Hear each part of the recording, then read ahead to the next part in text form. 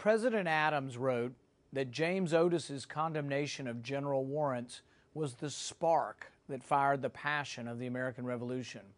We were once outraged and dismayed and spurred to resist when British soldiers came knocking at our door with illegitimate warrants, seeking taxes on our papers. Today, your government responds that there is no expectation of privacy once you consign your records to a third party. Your government argues that the Fourth Amendment applies not at all to your bank records, your Visa bill, your internet searches or purchases, or emails. If not resistance, shouldn't there at least be outrage? One need not conjure up images of 1984 to be alarmed.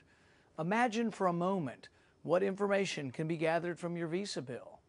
Whether you gamble, whether you smoke, whether you drink and how much, what magazines or books you read, whether you see a psychiatrist or not, what medicines you take. All of this private information and more can conceivably be deduced from your Visa bill. Are we so afraid of terrorists that we are willing to give up the very freedoms that separate us from them? Recently, a group of senators sympathetic to the surveillance state emerged from the White House and proclaimed that no Americans were being spied upon.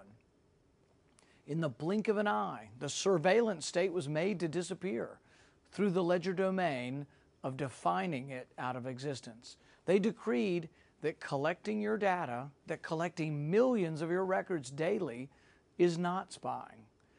It reminds me of a scene from the Book of Laughter and Forgetting by Milan Kundera. He tells of a scene in post-World War II Prague. He describes a balcony.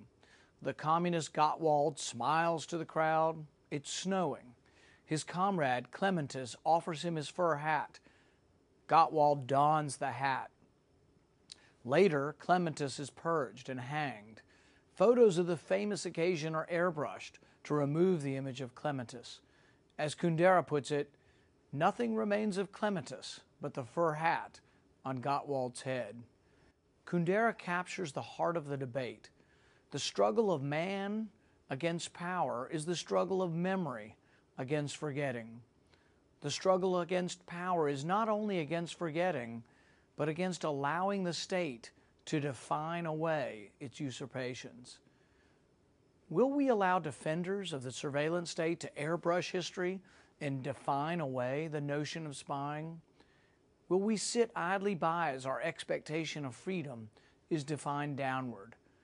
Will we be sunshine patriots, or will we stand up like free men and women and say, enough is enough. We want our freedoms back?